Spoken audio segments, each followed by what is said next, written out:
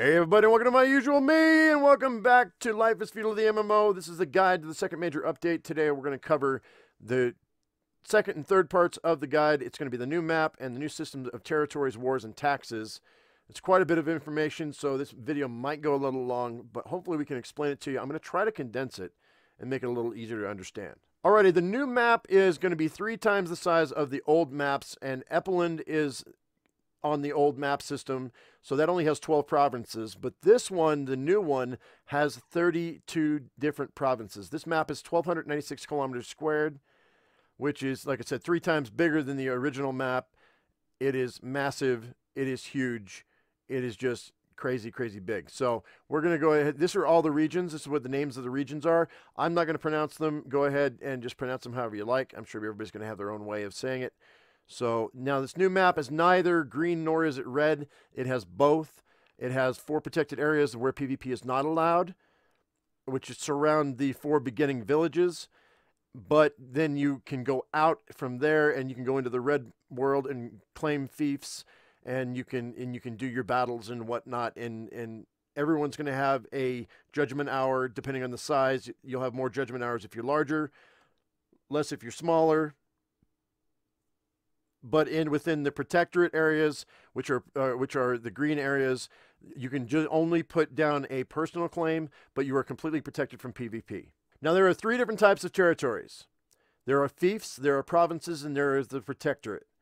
The fief is the smallest unit of territorial division. It is 4,900 tiles, which if you take the square root of 4,900, that might seem like a lot, but if you take 4,900 tiles and it's a square root of 4,900 is 70.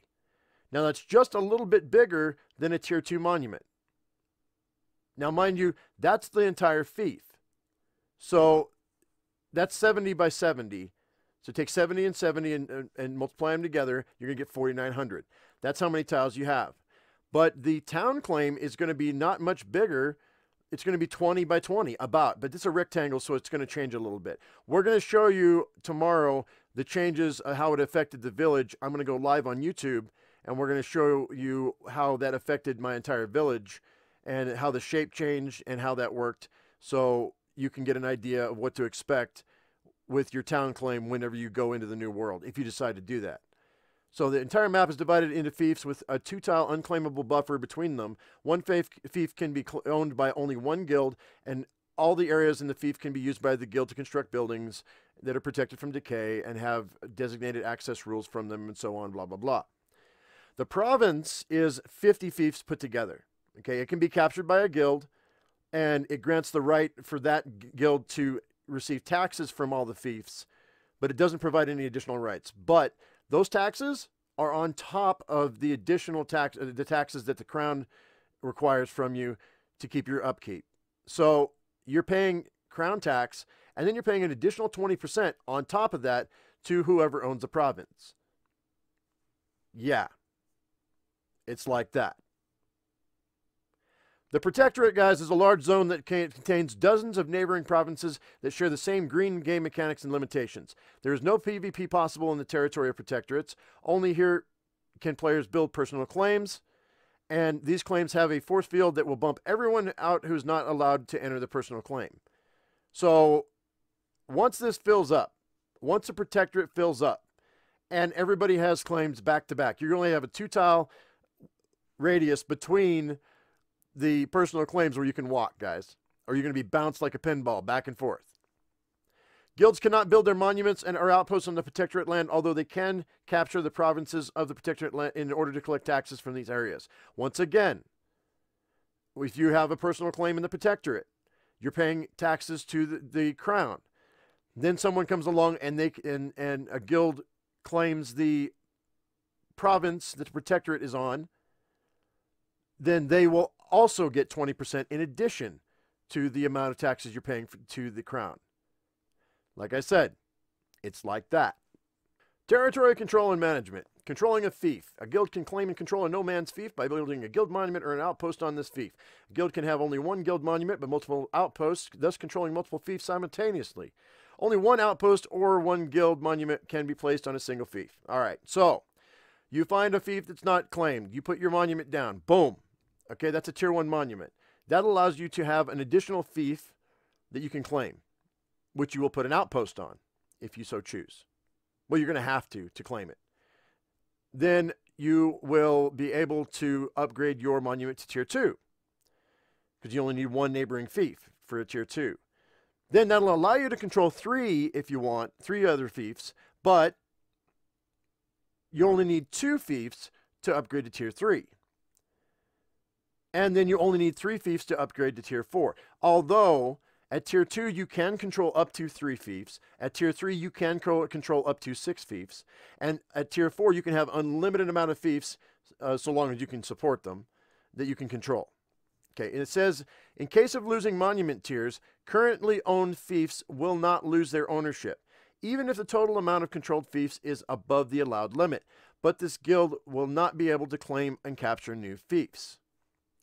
Now, I can already see a challenge with this. I can already see an issue with this, but we'll get to that later. Outposts. Outposts are buildings that are constructed by the guilds in order to claim additional fiefs for its needs. Only one outpost can be constructed on a given fief.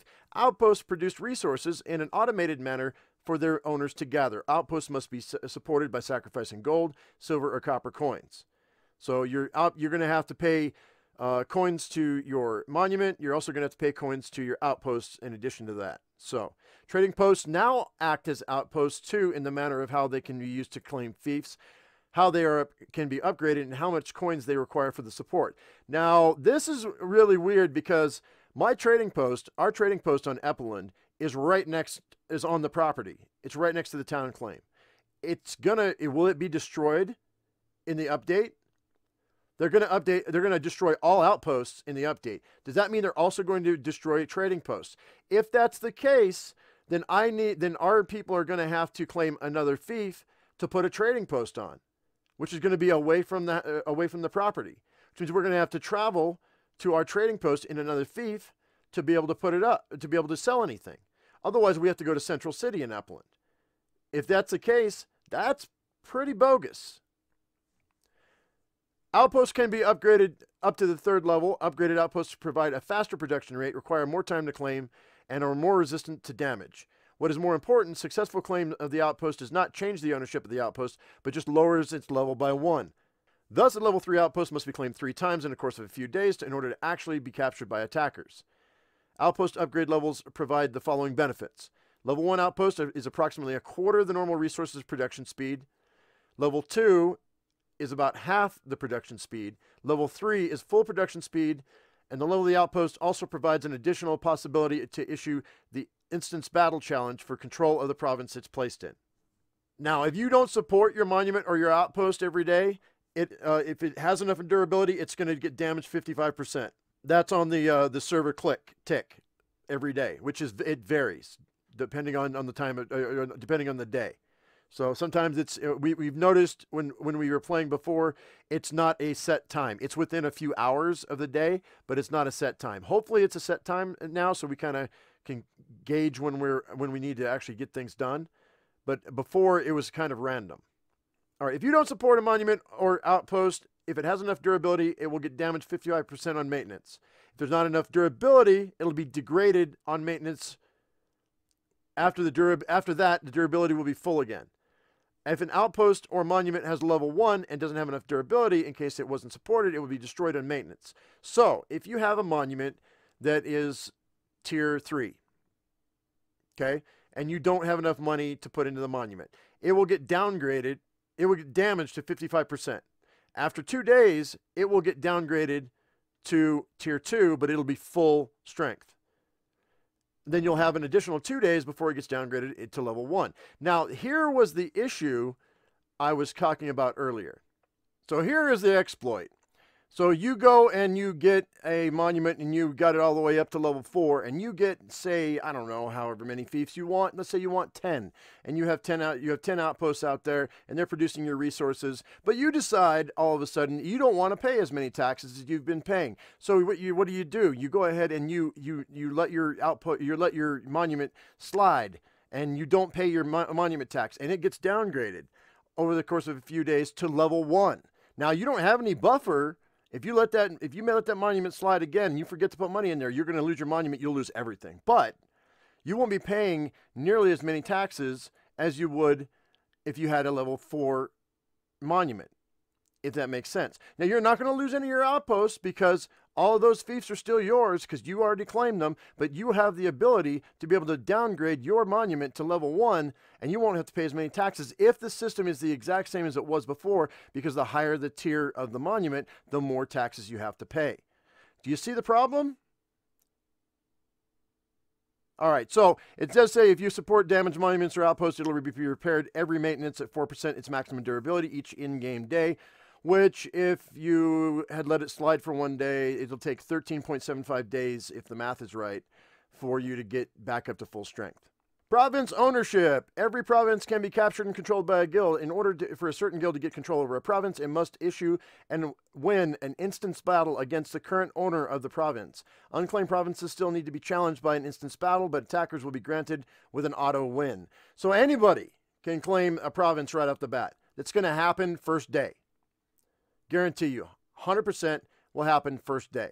Controlling of the province does not provide any direct control over the fiefs, outposts, or other guild monuments that are within the province borders, but instead it allows for the controlling guild to automatically gather taxes from the monuments, fiefs, and private claims on this province. Taxes are gathered automatically and appear in a guild monument container of the guild that control the given province. Currently, the tax rate is fixed at a rate of 20%, which means that the owners of the outpost, guild monuments, and private claims in this province will have to pay an additional 20% to the owner for the province. Like I said before, it's in addition to the crown cost.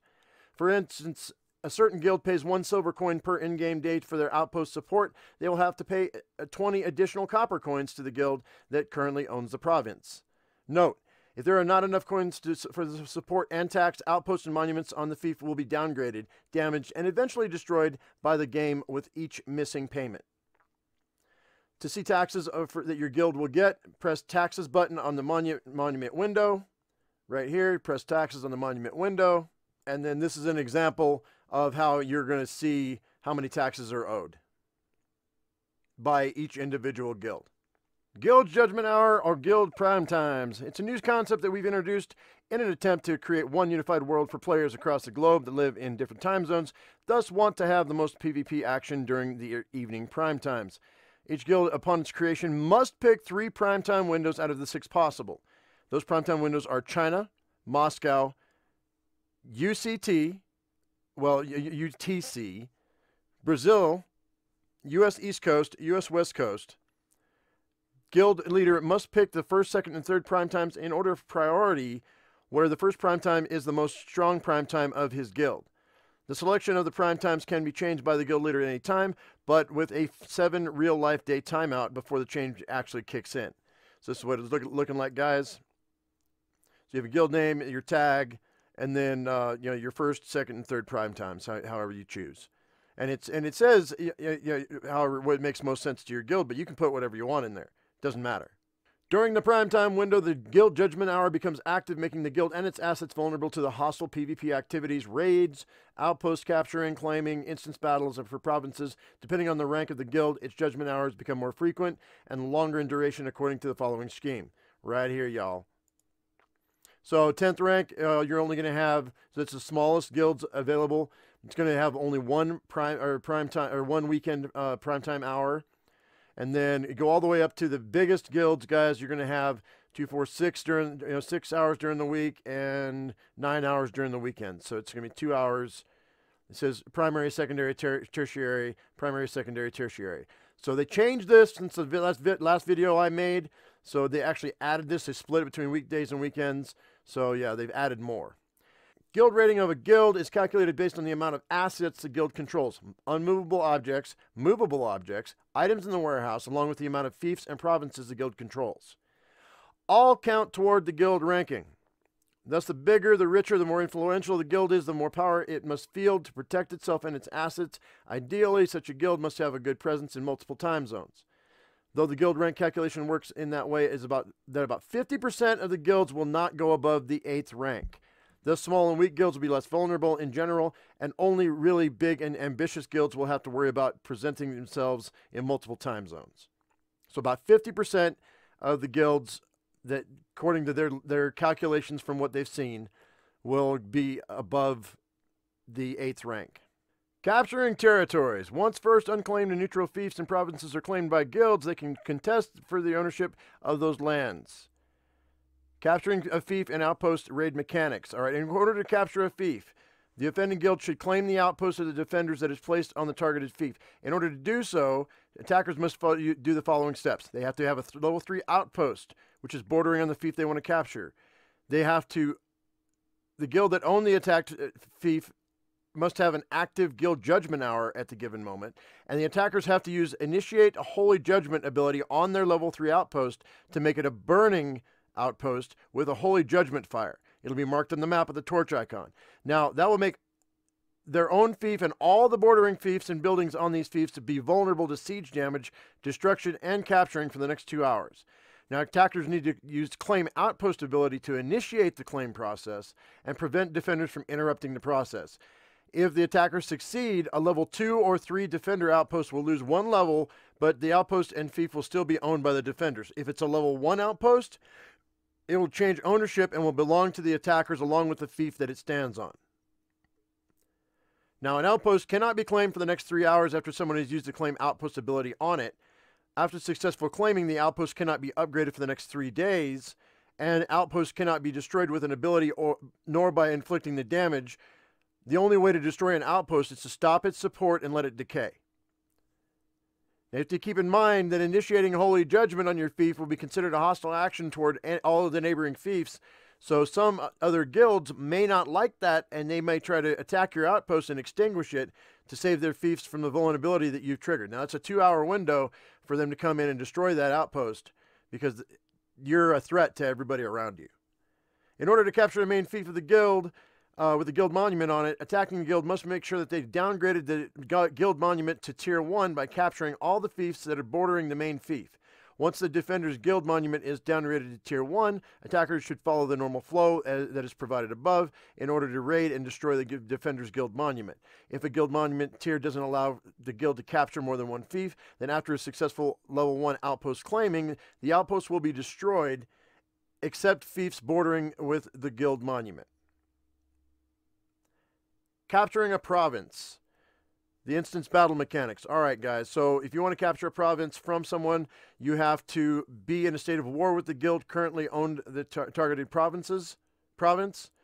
You have to issue the challenge 24 hours before the defender's guild judgment hour starts. There has to be no other instance battles issued on that province, and you have to have control over a province that is neighboring the targeted defender's province.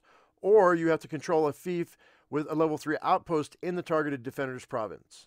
To order the issue of the instance battle, you have to craft an instance battle totem in a siege engineer shop. You have to bring the instance battle totem to the targeted province. You have to activate the totem in your inventory.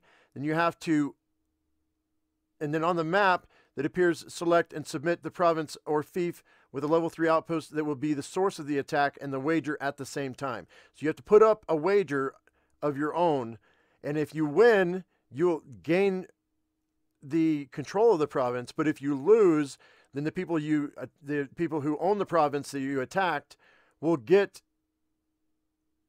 control of the province or the fief that was your wager. On the map, there are some new icons. The vertical sword next to the heraldry of the guild is the judgment hour of the guild. Controlling this fief will begin soon in an hour. That's the vertical sword right here. The horizontal sword means the judgment hour of the guild has started. So there's the judgment hour started on this one. 2 cross swords means the judgment hour of the guild controlling the fief is active. And once a fief is vulnerable, since there is a bordering burning with a holy judgment fief. And the symbol of fire around the heraldry fief is burning with holy judgment. Right there. Alrighty, guys. Well, that covers sections 2 and 3 of the guide to the second imagery update. Hopefully that was helpful to you. If you liked the video, guys, give it a thumbs up. If you haven't subscribed, do that right now. We'll be coming out with a new section on the guide momentarily. So anyway, guys, as I always say, I am my usual me. You be your usual you. And we'll see you in the next video. Thank you so much for watching. We'll see you later. Bye-bye.